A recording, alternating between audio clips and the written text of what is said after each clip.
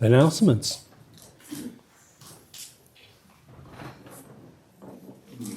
Okay, well, I have some. First of all, it's been about 8 weeks now that we've been using this new format for the bulletin. I always want to get feedback.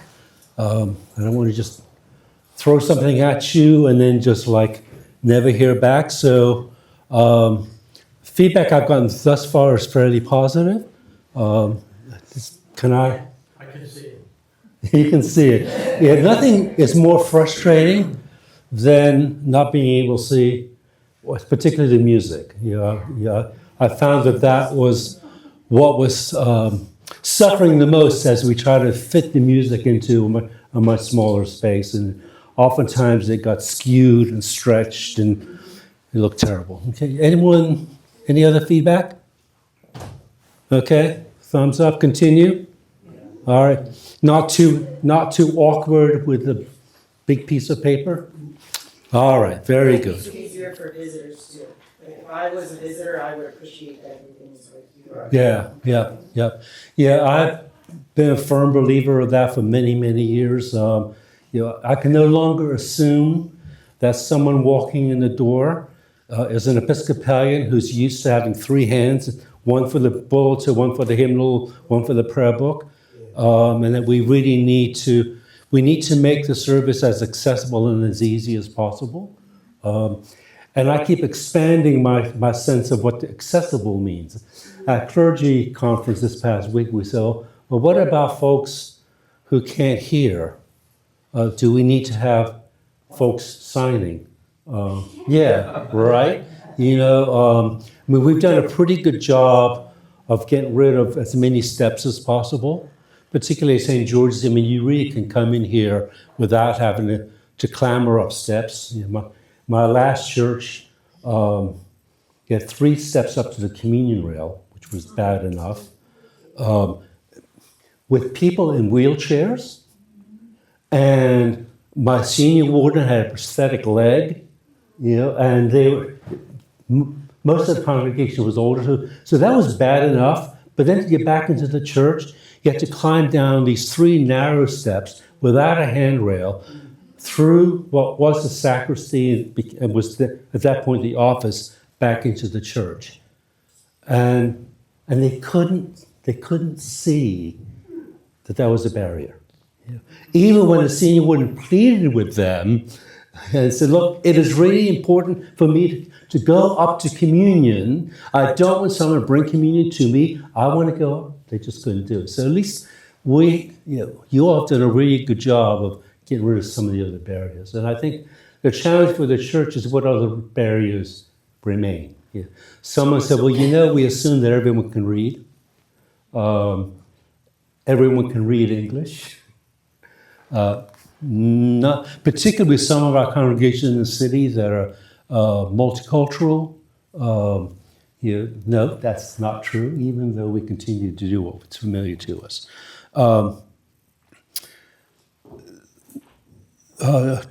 So transition team is meeting this coming Tuesday. Wednesday, excuse me. We changed the day. I'll show up on Wednesday. It's in my account. That's right. Yeah, right. That'll be a waste of some hours. So for the next phase, we've given you opportunities both to hear the results from the CAT and have an initial conversation regarding kind of what you heard in there. For the next step, we want to really go deeper. We want to identify some areas for deeper conversations. So you'll be receiving an invitation at some point to a small group, and if you can't make that group, there's going to be another group that you can make. So I really am asking you to make the commitment to those small groups as we dig deeper and go through kind of the next phase in our process. It is not never ending. It's not going to go on and on and on and on and on. It's my hope that As we move through the summer, we'll be able to finish most of the discernment work, and that will be in some position sometime in the fall to begin the search process. I always say that can be awfully short, or it can be awfully long. You can't predict either of those two. But more about that as we get there. The bishop is visiting us on August the 3rd. I'm in the process of forming a class. If anyone wishes to be received, confirmed, or baptized as an adult, if you'd let me know. And those will be beginning relatively soon. Okay? I guess as a mom, I'm asking you for multiple teenagers, but what is your... The Diocese of Maryland defines the minimum age as 15, so it's 15 and older. Confirmation is supposedly a mature commitment to our faith, and for the longest time we were asking really children who were way too young to be able to make that kind of a decision, to make a decision. And my experience had been, they said what they thought that we, particularly clergy, expected them to say, but they weren't serious. I mean, sometimes they would be telling me, I got a job working at Wegmans. I don't know how often I'll be at church, but you're making a promise to be at church all the time. I don't know how I'm going to make that. I've got all these other things, and it's like, well, it's called priority, and you need to be able to make that decision. I mean, it's as concrete as that. Okay, I think that's it. Everything. We have a special congregational meeting in 2 Sundays. Nothing earth-shattering, but what we noticed is that when you looked at the terms of our officers versus the terms of our vestry, for some strange reason, the officers, which are your wardens, your treasurer, and your registrar, their terms were 5 years, and everyone else's were 6 years. Those are 2 consecutive terms. It's not 1 term for 6 years. It's 2 consecutive terms of 3 years.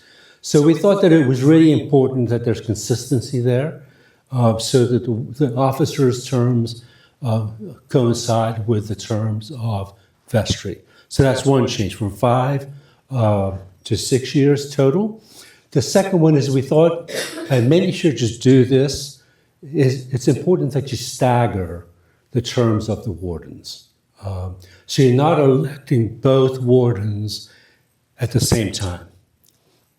So if this passes, we will elect the junior warden this upcoming January, and then the senior warden the following January for a 3-year term. There are kind of a couple reasons for that. One is, as a transition rector, I want to see some transition with leadership. I don't want a new priest to come in here and all of a sudden, it's like you've got new wardens, a new vestry, and you don't know anything or anyone. So I want to make sure. So my hope would be that Robin would continue as the senior warden pretty much through that first year of the new rector's tenure. And then at that point, that rector would have been here long enough to see who they would want as a senior warden. So that's the plan.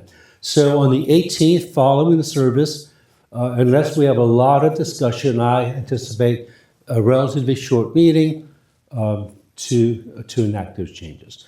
They are posted on this door back here, and then on the door, that door there, and also in the parish hall. So you can actually read what the changes are. Okay? All right, now I think that's it.